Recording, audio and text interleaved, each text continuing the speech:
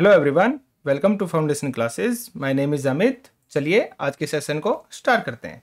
देखिए, हमने सीडीपी की थ्योरी क्लासेस स्टार्ट कर रखी है, साथ में हमने पीवाईक्यू सीरीज भी स्टार्ट कर दी है ताकि आप अपना असेसमेंट भी कर सकें। देखिए, मैं आपसे हमेशा बोलता हूँ कि इन नोट्स से बाहर आपको कुछ भी नहीं मिलेगा, सिर्फ और सिर्फ इन चीज़ों को आप अच्छे से बार बार रिवाइज कीजिए। तो अगर आप चाहते हैं कि आपको वीडियोस टाइम पर मिले तो आप चैनल को सब्सक्राइब कीजिए, और अगर आपको इन नोट्स की पीडीएफ चाहिए तो उसके लिए आप टेलीग्राम ग्रुप को ज्वाइन कीजिए।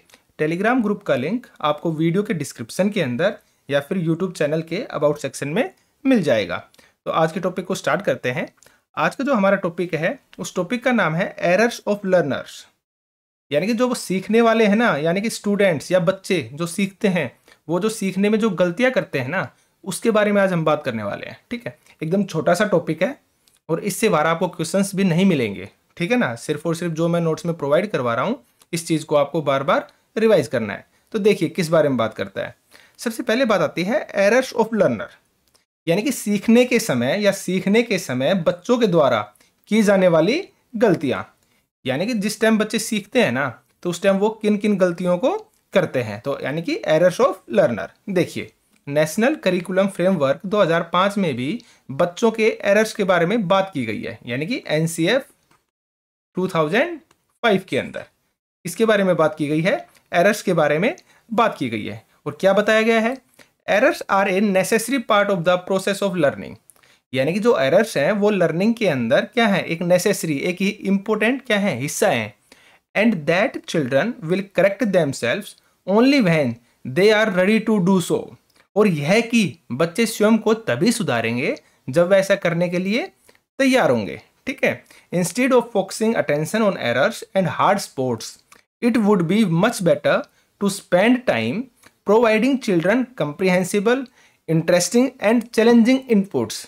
यहाँ पे बताया गया है कि बच्चों का जो एरर्स है ना, उन पर ध्यान देने के बजाय आप बच्चों को क्या दीजिए, चैलेंजिंग टास्क दीजिए, उनको इंटरेस्टिंग चीज़ें बताइए या इंटरेस्टिंग टास्क दीजिए। ठीक है, ताकि बच्चा सीखे, क्योंकि जो एरर है ना वो एक नॉर्मल है, एक कॉमन है। सीखते समय एरर्स का होना एक कॉमन बात है। ठीक है ना, तो यहाँ पे बताया गया है त्रुटियां जो हैं वो सीखने की प्रक्रिया का एक आवश्यक हिस्सा है, और यह कि बच्चे स्वयं को तभी सुधारेंगे जब वह ऐसा करने के लिए तैयार होंगे। त्रुटियों और मुश्किल बिंदुओं पर ध्यान केंद्रित करने की बजाय बच्चों को बोधगम्य, रोचक और चुनौतीपूर्ण जानकारी प्रदान करने में समय व्यतीत करना बेहतर होगा। ठीक है ना, यानी कि बच्चों के एरर्स को आप ध्यान में मत दीजिए, वो नॉर्मल है, वो स्टार्टिंग के अंदर आपको ध्यान देने की जरूरत नहीं है, वो एक लर्निंग का हिस्सा है। ठीक है ना, देखिए आगे देखते हैं एरर्स ऑफ लर्नर्स। बस जो एरर्स है ना उनके बारे में कुछ पॉइंट्स बताए गए हैं। जैसे देखिए, एरर्स होना बहुत ही कॉमन है। ठीक है, क्योंकि सीखना गलतियों से ही होता है। देखिए, इंसान, हम बोलते हैं ना, इंसान क्या है, गलतियों का पुतला है। ठीक है, यानी कि गलतियों का होना एक आम बात है, और इंसान गलती करके ही सीखता है। हम बोलते हैं ना, लाइफ में कुछ भी चीज़ें हम सीखते हैं ना तो गलतियों से ही सीखते हैं। अगर इंसान करेगा ही नहीं तो सीखेगा कैसे? भाई किसी काम को करेगा, उसमें गलतियां करेगा, और गलतियां करने के बाद उन गलतियों को क्या करेगा, सुधारेगा। तो एरर्स का होना एक कॉमन बात है। ठीक है, आगे देखिए, एरर्स आर हाईली यूजफुल। क्यों? क्योंकि इसमें हमें यह पता चलता है कि बच्चों के दिमाग में क्या चल रहा है और वह किस तरह से सोचते हैं। यहाँ पे बताया गया कि जो एरर्स होते हैं ना वो यूजफुल होते हैं। क्यों? देखिए, आपके पास कोई बच्चा है और आपको नहीं पता ये किस टाइप की थिंकिंग का है या पढ़ाई में ये कैसा है, तो आप क्या करोगे, उसको कोई टास्क दोगे, और जब वो टास्क करेगा ना और उनके अंदर जब एरर्स करेगा या गलतियां करेगा, तब आपको बच्चे के माइंड के बारे में, उसके आईक्यू लेवल के बारे में, इन सब चीज़ों के बारे में पता चलेगा। ठीक है ना, जब तक आप ये सब नहीं करोगे आपको कैसे पता चलेगा उस बच्चे के बारे में। ठीक है, तो इससे पता चलता है कि बच्चे के दिमाग में क्या चल रहा है, उसकी सोच है ना वो किस लेवल की है, वह बच्चा किस तरह से सोचता है। तो ये सब की चीज़ें आपको कैसे पता चलेंगी, जब वो गलतियां करेगा, और उसकी गलतियों को समझकर आप समझ पाओगे कि बच्चा का जो लेवल है ना वो इस लेवल का बच्चा है। ठीक है, आगे देखिए, एरर्स से बच्चों की थिंकिंग प्रोसेस के बारे में मैं बता चुका हूं। बच्चों की थिंकिंग प्रोसेस के बारे में पता चलता है, यानी कि हमें पता चलता है कि जो बच्चा है ना वो कैसे सोचता है, उसके कंसेप्ट क्लियर है या नहीं है, और वह क्या गलती कर रहा है। ठीक है ना, यानी कि एरर्स से ही हमें इन सब चीज़ों के बारे में पता चलेगा। अगर बच्चे के कॉन्सेप्ट है ना वो किस टॉपिक पे क्लियर नहीं है, किस टॉपिक पर क्लियर है, अगर क्लियर नहीं है तो वो क्यों नहीं है, वो किस टाइप की गलतियां कर रहा है, तो इन सब चीजों के बारे में कैसे पता चलेगा? एरर से तो पता चलेगा ना। ठीक है, आगे देखिए। Errors are part of learning process. भाई ये मैं आपको बता चुका हूं, जो एरर्स हैं वो आपकी जो सीखने की प्रोसेस है, प्रक्रिया है, उसी का एक हिस्सा होते हैं। क्यों? क्योंकि सीखना गलतियों से ही होता है। बच्चे गलतियां करेंगे और फिर क्या करेंगे, उनको सुधारेंगे। तो इसलिए लर्निंग क्या है, एरर्स क्या है, लर्निंग का ही एक हिस्सा है। ठीक है, आगे देखिए। बच्चों द्वारा गलतियां करना, यानी कि बच्चों के एरर्स टीचर के लिए भी हेल्पफुल होते हैं। इससे टीचर को यह पता चल जाता है कि बच्चे कहाँ गलती कर रहे हैं और टीचर को रिमीडियल स्ट्रेटेजी बनाने में हेल्प मिलती है। अब देखिए, रिमीडियल स्ट्रेटेजी क्या होती है? ये होती है कि बच्चे ने कोई गलतियां की, ठीक है, और टीचर को पता चल गया कि इस बच्चे में ये कमी है यार, यहाँ पे बच्चा क्या कर रहा है, गलतियां कर रहा है। तो उन गलतियों को सुधारने की जो प्रोसेस होती है ना, उसको बोला जाता है रिमीडियल स्ट्रेटेजी। ठीक है, यानी कि रिमीडियल टीचिंग। ठीक है, यहाँ पे टीचर क्या करता है, उन गलतियों को पहचानता है और उन गलतियों को पहचानने के बाद उन गलतियों में क्या करता है, सुधार करता है। तो जो वो सुधार कर रहे हैं ना, जो चेंजमेंट कर रहे हैं ना, वो चेंजमेंट कहलाता है रिमीडियल स्ट्रेटेजी या रिमीडियल टीचिंग। ठीक है, आगे देखिए। एरर्स टीचर्स के लिए अपॉर्चुनिटीज हैं। क्यों? क्योंकि इससे टीचिंग मेथड्स को सही करने के लिए, यानी कि इनसे टीचर्स की क्या होती है, टीचिंग इंप्रूव होती है। भाई यहाँ पे बताया, जब बच्चे एरर करते हैं, जब बच्चे एरर करेंगे ना, तो टीचर को समझ में आएगा भाई इस टाइप का एरर है, और वो क्या करेगा, उन एरर्स को दूर करने के लिए क्या करेगा, रिमीडियल टीचिंग करेगा।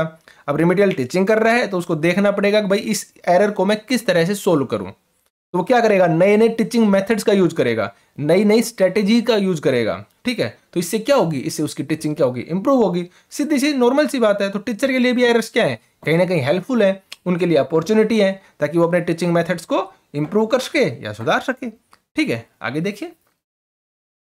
एरर्स से बच्चों की कॉन्सेप्चुअल क्लियरिटी के बारे में पता चलता है कि बच्चे के कॉन्सेप्ट क्लियर हैं या नहीं है। भाई ये चीज मैं आपको ऊपर भी बता चुका हूं। अब जो एरर्स है ना, उनसे बच्चों की जो कॉन्सेप्चुअल क्लियरिटी होती है ना, जो कंसेप्ट होते हैं ना, उनके बारे में पता चलता है। अब भाई बच्चे के जो कंसेप्ट है ना, वो क्लियर हैं या नहीं है, या बच्चा किस टाइप के एरर्स कर रहा है। ठीक है ना, बच्चे के कंसेप्ट है ना, वो कितने किस लेवल के कंसेप्ट हैं। ठीक है, तो इन सब से किसके बारे में पता चलता है, एरर्स से पता चलता है इन सब चीजों के बारे में।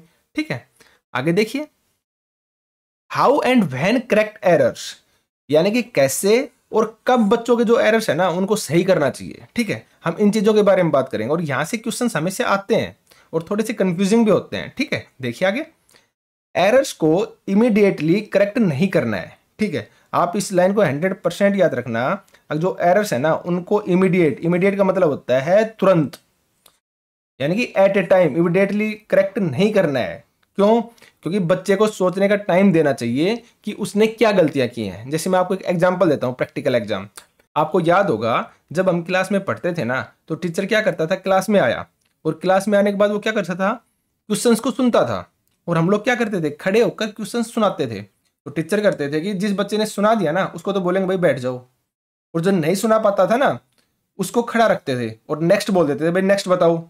ठीक है, तो जिसने नहीं सुना है ना, वो बच्चा खड़ा खड़ा सोच रहा है, यार मैंने क्या गलती की है, कहाँ पे गड़बड़ कर रहा हूं मैं, अगर कोई सर ने मुझे खड़ा कर दिया। ठीक है, तो वो क्या होगा, उसकी थिंकिंग प्रोसेस स्टार्ट होगी, वो सोचने के लिए क्या होगा, मजबूर होगा। ठीक है, बच्चे को सोचने का क्या मिलेगा, टाइम मिलेगा, वो सोचेगा, समझेगा इस चीज को कि मैंने गलतियां कहां पर की है। ठीक है, तो इसलिए बोला जाता है कि जो एरर्स है ना, उनको आप इमीडिएटली करेक्ट मत करो।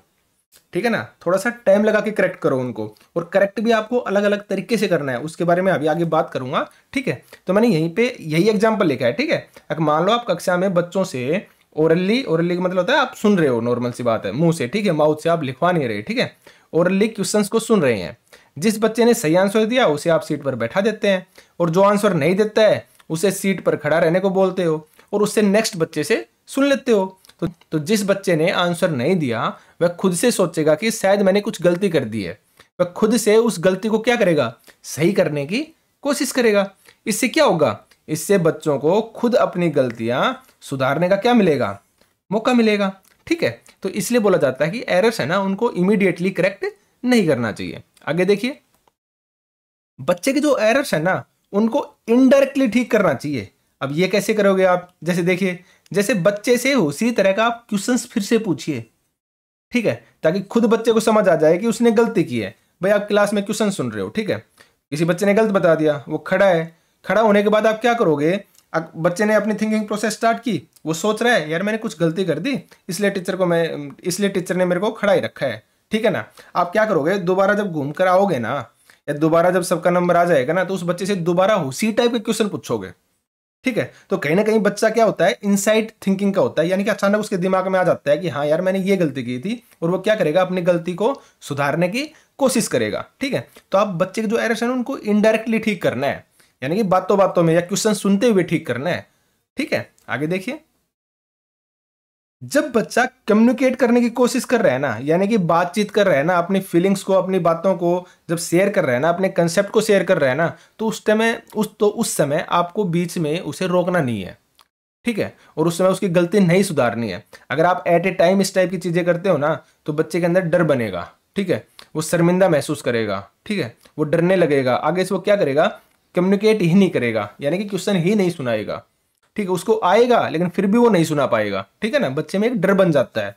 तो जब बच्चा कम्युनिकेट करने की कोशिश कर रहा है ना, तो उस टाइम अगर वो एरर करता है, तो उस टाइम आप उस एरर को मत सुधारिए, ठीक है ना। आगे देखिए, in spite of pointing out the errors, the teacher should bring errors to children's notice through practice. इस लाइन को याद रखना, through practice, as when children understood the types of error and their cause, then it becomes easier for them to correct the errors। देखिए यहां पे बोला गया है कि जो त्रुटियां है ना, उनको इंगित करने के बावजूद, यानी कि उनको बताने के बावजूद कि आपकी ये गलती है, शिक्षक को क्या करना चाहिए, शिक्षक को अभ्यास के माध्यम से, यानी कि प्रैक्टिस के माध्यम से बच्चों के नोटिस में त्रुटियां लानी चाहिए। जैसे मैंने आपको ऊपर एग्जाम्पल देकर बताया, अगर जब बच्चा खड़ा हुआ तो उसकी थिंकिंग प्रोसेस स्टार्ट हुई, और जैसे आपने दोबारा उससे क्वेश्चन पूछा तो उसने उस क्वेश्चन को सही समझकर सही करने की कोशिश की, ठीक है। इससे क्या होगा कि नोटिस में त्रुटियां लानी चाहिए, क्योंकि जब बच्चे त्रुटि के प्रकार और उनके कारणों को समझ जाते हैं ना, तो उनके लिए त्रुटियों को ठीक करना क्या हो जाता है, आसान हो जाता है। यानी कि जब बच्चा खुद की थिंकिंग प्रोसेस से एरर्स को ठीक करेगा ना, तो वो ज्यादा अच्छे से ठीक कर पाएगा चीजों को, ठीक है, ज्यादा अच्छे से सीख पाएगा चीजों को, ठीक है। तो इसलिए यहाँ पे बताया गया है कि आप जो त्रुटियां हैं उनको इंडिकेट मत करो, उनको पॉइंट मत करो, जबकि आप इनडायरेक्ट तरीके से या प्रैक्टिस के थ्रू उन त्रुटियों को सुधरवाइए, और वो भी बच्चों के थ्रू ही सुधरवाइए, ठीक है। आगे देखिए, एरर्स के बारे में सिर्फ इतना ही आता है, ठीक है ना, इससे ज्यादा नहीं आता है एरर्स के बारे में, ठीक है। आपको बस ये नॉर्मल सी बातें याद रखनी है कि भाई एट ए टाइम उसको इंडिकेट मत कीजिए, एट ए टाइम उसको इमीडिएट ठीक मत कीजिए, अगर ठीक करना है तो आप इनडायरेक्टली तरीके से कीजिए, जब बच्चा कम्युनिकेट कर रहा है तो उस टाइम बीच को उसमें रोक टोक मत कीजिए, ठीक है, इससे बच्चे में डर बनेगा। तो ये छोटी छोटी बातें थी एरर्स के बारे में। अब जो इससे रिलेटेड जो क्वेश्चंस आते हैं ना, हम उनके बारे में डिस्कस करते हैं। और देखिए भाई, ये जो क्वेश्चंस है ना, ये भी मैंने कहाँ से उठाए हैं, ओरिजिनल क्वेश्चन है, और हमने ओरिजिनल क्वेश्चन है ये, ठीक है, और मैंने साइट से ही उठाए हैं इनको, ठीक है। देखिए ये ओरिजिनल क्वेश्चंस हैं जो पेपर के अंदर आए हुए हैं। तो देखिए आप, alternate conception and misconceptions hold by children represent, बच्चों द्वारा जो रखी गई वैकल्पिक धारणाएं और गलत धारणाएं है ना, वो किसका प्रतिनिधित्व करती हैं। देखिए, इनएबिलिटी टू लर्न, यानी कि बच्चा सीख ही नहीं सकता, इसके बारे में थोड़ी ना बात करती है, ऐसा थोड़ी ना बच्चा सीख ही नहीं सकता। बेसलेस असर्शन, ये भी नहीं हो सकता, यानी कि निराधार दावे हैं ये, इनके बारे में बात नहीं हो सकती, तो ये भी गलत है। परमानेंट कंसेप्शनल स्टैग्नेशन, यानी कि क्या हो गया, इसमें क्या बोल रहा है, ये बोल रहा है स्थायी डिजाइन ठहराव, यानी कि स्टैग्नेशन यानी कि जिदपन, ठीक है। परमानेंट कंसेप्टुअल स्टैग्नेशन, यानी कि बच्चा अटक गया है उस कंसेप्ट के ऊपर, परमानेंट अटक गया है, ऐसा थोड़ी ना होता है। तो आंसर हमारा क्या होगा, आंसर नंबर बी। इसमें क्या बोला गया है, initiative idea about particular concept. भाई अगर बच्चे के किसी क्वेश्चंस को लेकर कंसेप्शन और मिसकंसेप्शन है ना, यानी कि उसकी कुछ गलत धारणाएं हैं, उसके कुछ गलत कंसेप्ट हैं, तो क्या है, वो बता रहा है कि भाई जो क्वेश्चन है ना, या जो पर्टिकुलर कंसेप्ट है ना, उसके बारे में बच्चे के खुद के कुछ अलग ही विचार है, इसलिए उसके क्या बने हुए हैं, कंसेप्शंस और मिसकंसेप्शंस बनी हुई हैं, उसकी कुछ गलत धारणाएं बनी हुई हैं बच्चे के दिमाग में, ये जो कंसेप्ट है ये इस तरीके से या इस तरह से सोल्व होगा, ठीक है। तो ये क्या है, बच्चे के उस आइडिया के बारे में क्या है, पर्टिकुलर कंसेप्ट के बारे में अपने अपने क्या है, आइडियाज है, ठीक है। आगे देखिए, the errors that children make during the learning process can be, यानी कि एक बच्चा सीखने के दौरान जो एरर करता है ना, तो उसके बारे में बात हो रही है, उसके बारे में बात की गई है कि ये त्रुटियां क्या हो सकती हैं। देखिए, use to ascertain their current ability and intelligence, ये जो अशुद्धियां है ना, ये जो एरर्स है ना, बच्चे की जो वर्तमान क्षमता और बुद्धि है ना, उसके बारे में बताती हैं। ठीक है, नेक्स्ट देखिए, rectify immediately without feedback so that they are not repeated, ये तो गलत हो गया। मैंने आपको बताया ना, इमीडिएट किसी भी चीज को ठीक नहीं करना है, तो ये ऑप्शन तो हमारा गलत हो गया। आगे देखिए, seen as normal and acceptable part of cognitive development, इसको छोड़ दीजिए आप अगर कंफ्यूज है तो, जैसे फर्स्ट छोड़ा था। आगे देखिए, a distraction in the learning process and should be minimised quickly, ये भी गलत हो गया। भाई एक तो मिनिमाइज नहीं करना है हमें क्विकली, ठीक है, यानी कि वही बात होगा ना, इमीडिएटली हमें नहीं करना है उसको, सही। नेक्स्ट है, लर्निंग प्रोसेस है उसके अंदर डिस्ट्रैक्शन है, हम बता चुके हैं जो एरर है वो क्या होते हैं, हेल्पफुल होते हैं, वो डिस्ट्रैक्शन नहीं होते हैं, तो ये ऑप्शन भी हमारा नहीं हो सकता। बचा क्या हमारे पास, ए और सी। अब इसमें देखिए, मैंने आपको अभी ऊपर जो फर्स्ट पॉइंट था वो हमारा यही था, अब जो एरर्स होते हैं ना वो एक नॉर्मल होते हैं सीखने की प्रक्रिया के अंदर, तो देखिए वही चीज यहाँ पे बोली है, सीन एज नॉर्मल, यानी कि उसको नॉर्मल कॉमन लेना चाहिए, and acceptable part of cognitive development, यानी कि क्या है, आपके संज्ञानात्मक विकास में क्या होते हैं, सहायक होते हैं, एक्सेप्टेबल है उसके लिए, ठीक है। तो इनको क्या लेना चाहिए, एक नॉर्मल लेना चाहिए, एक कॉमन लेना चाहिए, क्योंकि होते ही ये कॉमन है, ठीक है। तो हमारा आंसर क्या हो जाएगा, आंसर नंबर सी। आगे देखिए, errors of learner often indicates, यानी कि जो बच्चों के एरर है ना वो किस चीज को दर्शाते हैं। देखिए, हाउ दे लर्न, यहां पे दे आएगा भाई, हाउ दे लर्न या the need for a mechanical drill, देखिए ये गलत हो गया हमारा। ड्रिल है ना वो एक प्रकार से रटने के अंदर आता है कि भाई बार बार आप एक ही चीज के पीछे लगे हुए हो, तो ये ऑप्शन हमारा नहीं होगा। एब्सेंस ऑफ लर्निंग, यानी कि क्या है, बच्चा सीख ही नहीं सकता, ठीक है, इस चीज के बारे में बात करता है, ऐसा थोड़ी ना होता है। नेक्स्ट देखिए, socio economic status of the learning, भाई एरर्स का सोशियो इकोनॉमिक स्टेटस से क्या लेना देना है, यानी अमीरी या गरीबी से, इन चीजों से क्या लेना देना है, ठीक है, तो ये भी नहीं हो सकता। बचा क्या, हाउ दे लर्न, यानी एरर्स हमें बताते हैं कि बच्चे किस तरह से सीखते हैं, उनका जो सीखने का प्रोसेस है ना वो क्या है, यानी कि बच्चे कैसे सीखते हैं, ठीक है, इस चीज के बारे में बताते हैं एरर्स, ठीक है। तो देखिए भाई, आज का हमारा ये छोटा सा ही टॉपिक था और इससे बाहर आपको कुछ मिलेगा भी नहीं, आपको बस सिर्फ और सिर्फ इतनी ही चीजें याद रखनी है एरर्स के बारे में, कि ये अच्छे होते हैं, लर्निंग प्रोसेस के अंदर हमारे लिए हेल्पफुल होते हैं, इमीडिएटली इनको करेक्ट नहीं करना चाहिए, जब बच्चा अपनी फीलिंग शेयर कर रहा है तो उसको बीच में आप रोकिए मत। तो बस ये छोटी छोटी चीजें थी, इनसे बाहर आपको नहीं मिलेगा, और जो मैं एमसीक्यू की प्रैक्टिस करवाता हूं उसको आप 100% करिए, ठीक है ना। अगर आप सिर्फ और सिर्फ प्रैक्टिस भी करते हैं ना, प्रीवियस ईयर क्वेश्चंस भी करते हैं ना, तो भी आपका सीटेट आराम से निकल जाएगा, कोई प्रॉब्लम नहीं आएगी, ठीक है। तो आप बार बार इन टॉपिक्स को, इन चीजों को बार बार रिवाइज कीजिए और साथ में प्रैक्टिस कीजिए। तो चलिए आज के सेशन को यहीं पे समाप्त करते हैं। Thank you.